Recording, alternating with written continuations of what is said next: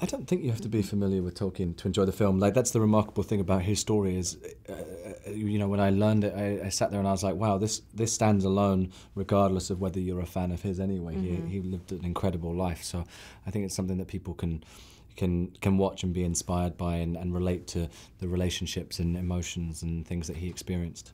I think it would actually be interesting if people don't know much about him and don't know Lord of the Rings or The Hobbit to see this, and then it would be hard not to get inspired to want to see the worlds he created. So it almost would be a lovely segue into then seeing the films that have been created and going and reading the books, because you get to know the genesis of it.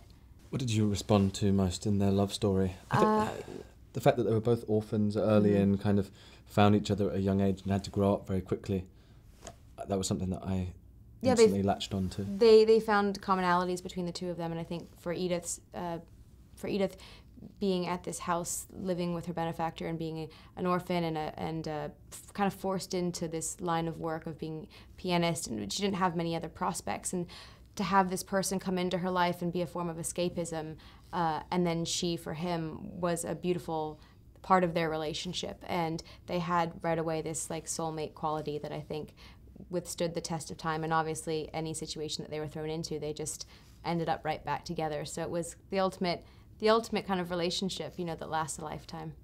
Yeah, Edith has been called Tolkien's muse because she influenced the character of Luthien in the Beren and Luthien tale, and very much those elvish qualities that we see in the characters in Lord of the Rings and The Hobbit.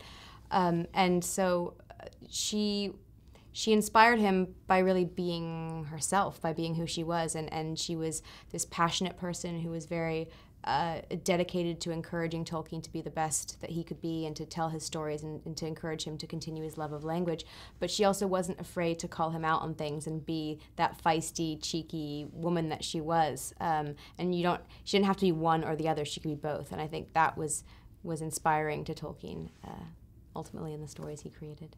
Tolkien during World War I fought through the Battle of the Somme, and so that's something we show in this movie in kind of a fantastical way, with fantastical elements anyway, because he suffered from trench fever.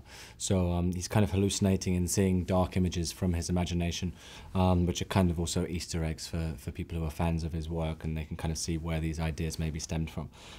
But it was also something beautiful that Domé developed, this World War I, that I think is quite different from what we've seen on film. You're kind of used to seeing propaganda, black and white images of soldiers together on the battlefield, but then you kind of, this is a very different, the colour palette that he was using and the inspiration was horrific and also something that, incredible that Tolkien experienced that, and you can kind of see where some of the worlds he created would have been potentially inspired by that.